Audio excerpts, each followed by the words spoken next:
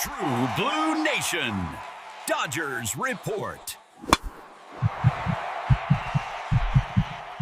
Hello, Blue Crew. Hello, Dodger Nation.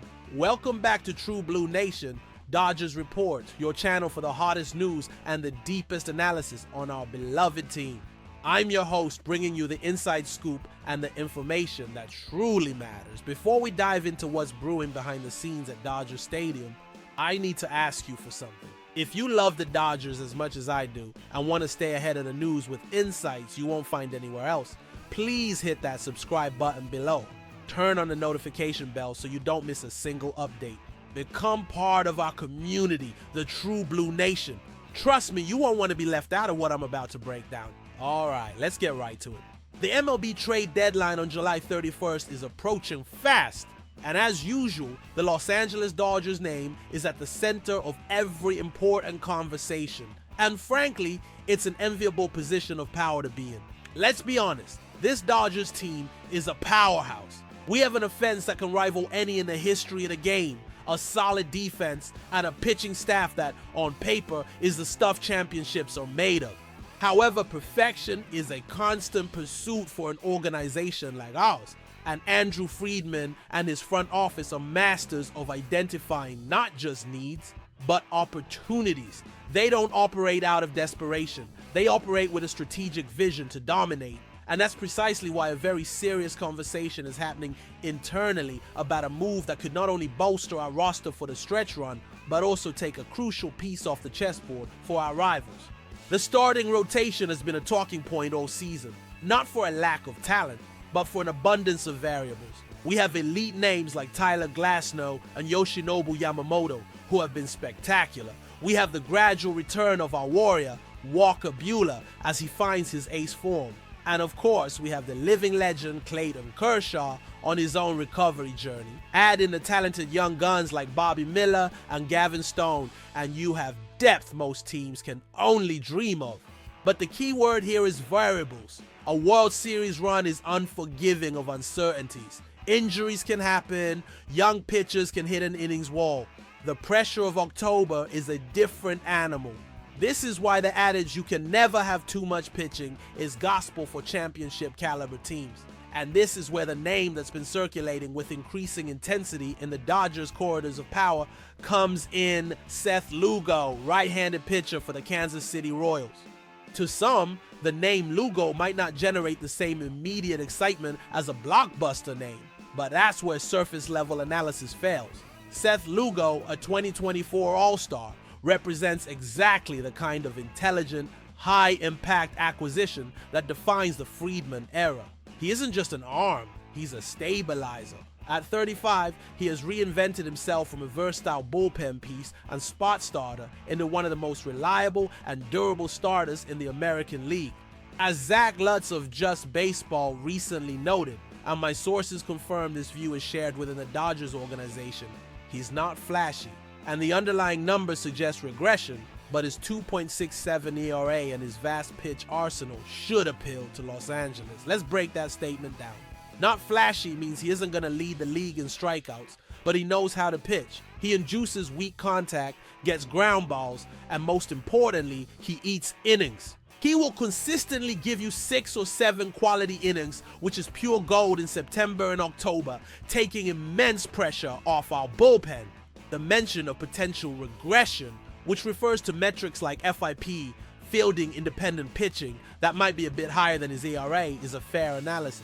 However, for a veteran like Lugo, the ability to outperform those metrics year after year speaks to his savvy, his pitch sequencing, and his ability to execute under pressure. He has a full arsenal: sinker, cutter, slider, a big breaking curveball, and an effective changeup that he uses to keep hitters off balance. He doesn't rely on pure velocity, he relies on craftsmanship, and that's a skill that ages very well. What elevates Lugo from a good idea to a near must pursue is his contract structure. He's in the second year of a 3-year, $45 million deal. That's an average annual value of $15 million. In today's market, where mediocre pitchers are getting $20 million plus per year, having an all-star with a sub 3.0 ERA for that price is an absolute steal. but the genius is in the details. The contract includes a player option for the 2026 season. This creates a win-win scenario for the Dodgers. If he comes to LA and continues to pitch at an elite level, he will likely opt out of the contract after 2025 in search of one last big payday, effectively making him a 1.5-year rental. If he struggles or gets injured, he'll likely opt in, guaranteeing the Dodgers a quality back-end starter for a reasonable $15 million price in 2026. This contractual flexibility and cost control are music to the ears of a front office managing one of the largest payrolls in baseball. It's not just a win-now move. It's a financially prudent one that aligns perfectly with the Dodgers' philosophy of sustainable contention. Acquiring Lugo would be the personification of a strategic strike, filling an immediate need with a high-quality asset on a team-friendly contract that offers both protection and long-term value.